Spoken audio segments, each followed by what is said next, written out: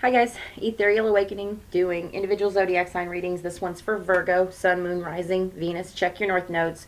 And thank you to all the new subscribers, existing subscribers, and returning subscribers. I appreciate you all so much. I hope that I'm extending that back to you as much as I feel it from you. Please, if you haven't considered subscribing, subscribe, and let's jump right in. Spirit, what messages do we have for Virgo?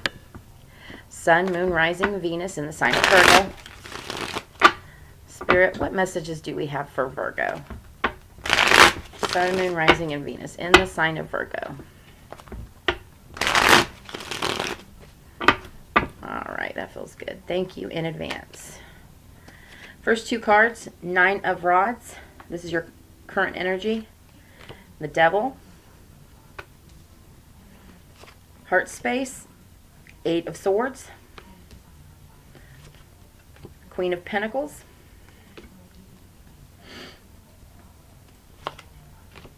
And possible outcome, Ten of Cups. Along with the Emperor. Underlying energy, what you might not be aware of, High Priestess. Ten of Pentacles. Five of Rods. So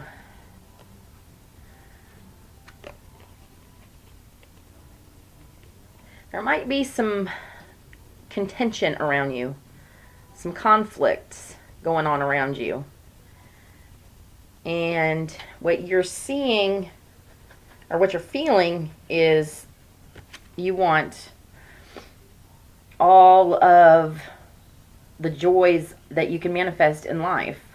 You know, having the house, having the car, having the family, you know, everything abundantly.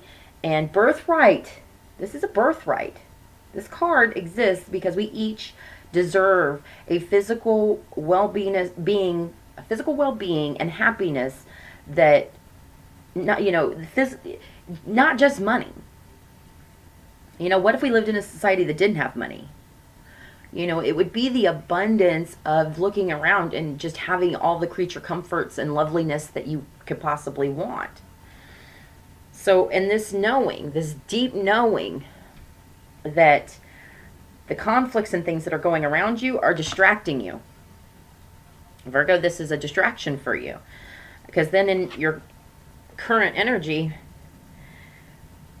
the distraction of all the conflicts and the fighting and things that are going on, you know, things going on around you are very burdening to you. And I believe they're probably causing you to look to means of relieving that.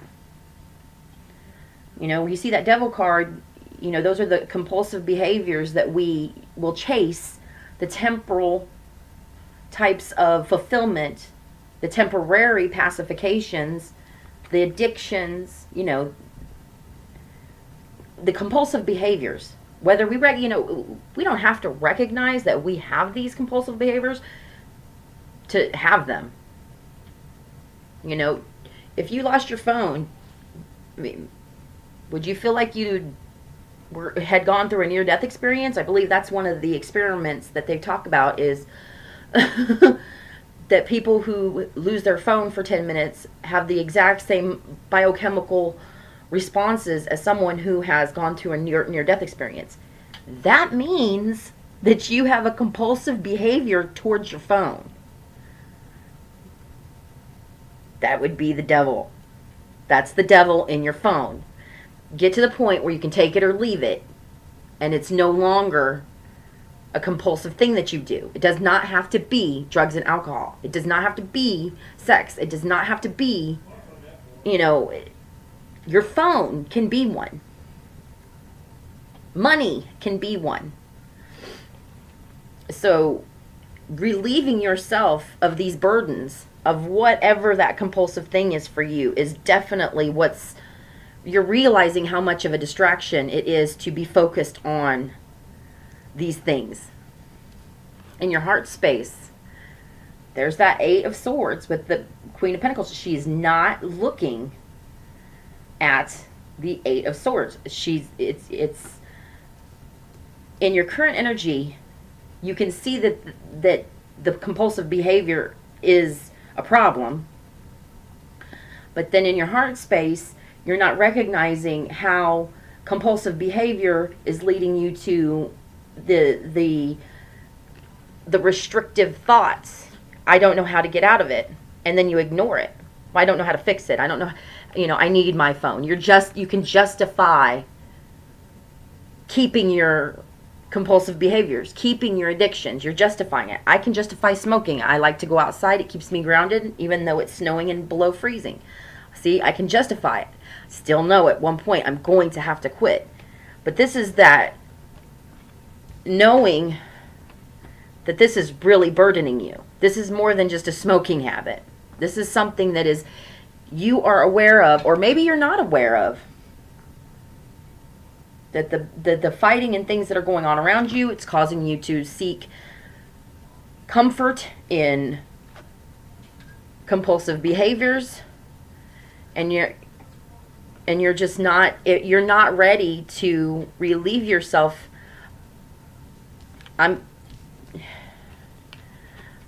Spirit told me I could turn them. Now you, as Virgo, the Queen of Pentacles, are looking squarely at these thoughts. How the overburdened compulsive behaviors are restricting your thought processes so that you can start really manifesting in what's in your possible outcome. The Ten of Cups. Fulfillment from within. Because your Ten of Cups here excludes the it doesn't exclude, but it moves the process on. It moves the cycle. You come out of this cycle.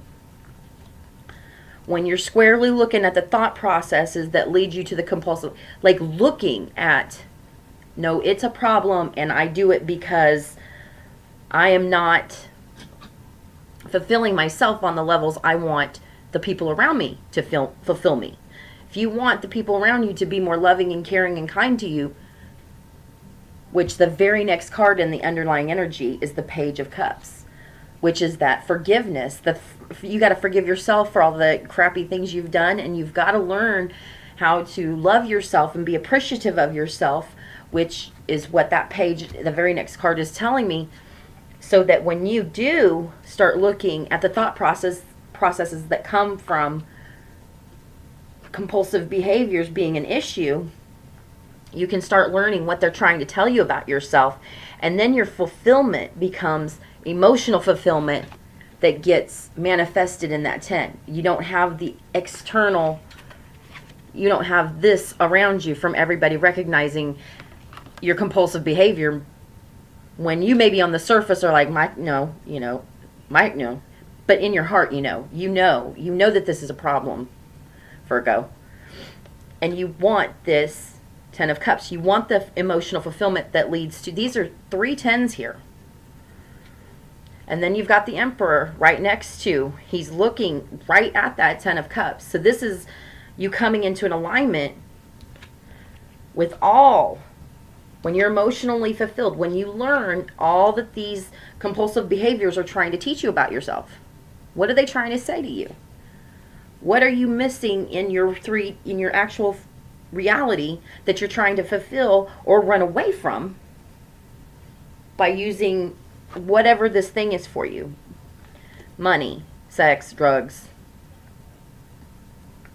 your phone, something that is a compulsive behavior. I'm going to go ahead and pull an advice card from Alex Gray's Chapel of the Sacred Mirrors. Spirit, what advice do we have for Virgo? Spirit, what advice do we have for Virgo? Shopping is another one. All kind of tied to money in an indirect way. All right. Spiritual energy system. Love the artwork on that one.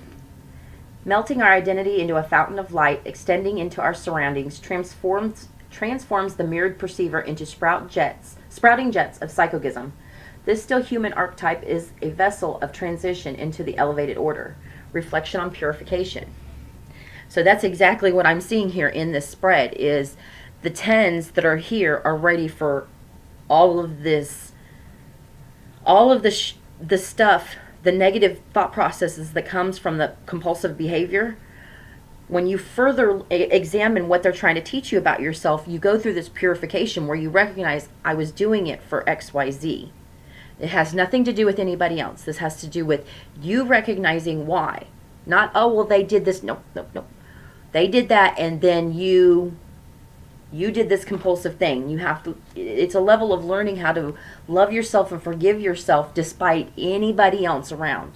And then you got to stop doing the crap that, keeps you in the cycle, because these two tens, the 10 of Cups and the 10 of Pentacles, they're knocking on the door trying to get in here, Virg.